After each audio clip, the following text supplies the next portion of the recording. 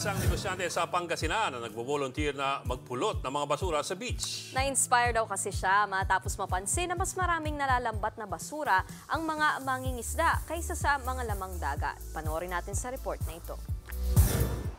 Sa kuwang ito ng uploader na si Mac Hevogakad habang kasama ang pamilya sa Lingayen Baywalk sa Lingayen, Pangasinan, natsyempohan nila ang bagong daong na mga bangka mula sa magdamag na pangingisda.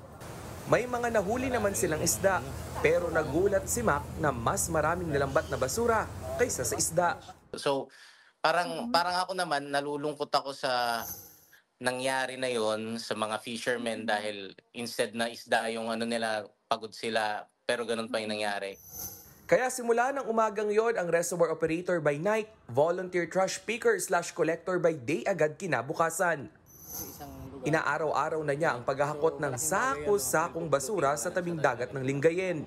Ilan sa mga napupulot niya sa beach ang mga basag na bote ng alak, plastic at food wrappers. While we do our morning walk, nagpupulot kami ng mga plastic. Then hanggang sa naging ano na siya, Ma'am Malu, naging habit na.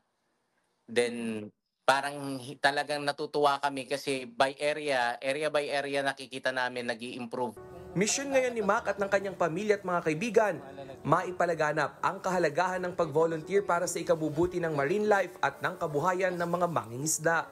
Kaya may panawagan si Mac sa mga beachgoer.